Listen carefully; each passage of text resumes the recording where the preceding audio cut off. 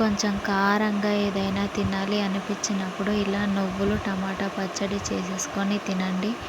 Taste మాత్రం చాలా బాగుంటుంది. వేడి వేడి అన్నంలో వేసుకొని తింటే ఇంకా బాగుంటుంది. ఇలా ఒకసారి ట్రై చేయండి.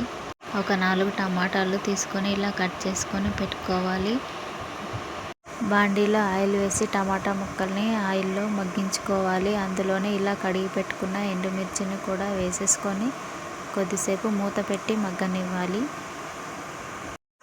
ఇలా మగ్గిన తర్వాత కొంచెం సేపు ఉంచి చల్లారిన తర్వాత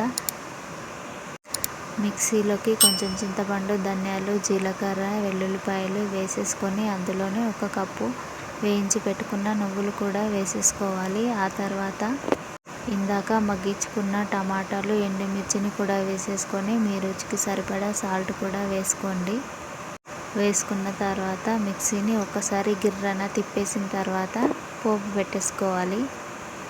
ఆయిల్ వేసుకొని జీలకర్ర, కరివేపాకు, అందులోనే కొంచెం పసుపు కూడా వేసేసుకొని మిక్సీ పట్టుకున్న ఈ టమాటా చట్నీలో ఈ పోపుని వేసేసుకొని మొత్తం ఒకసారి కలిపేసుకున్నాక వేడి వేడి అన్నంలో తింటే ఉంటుంది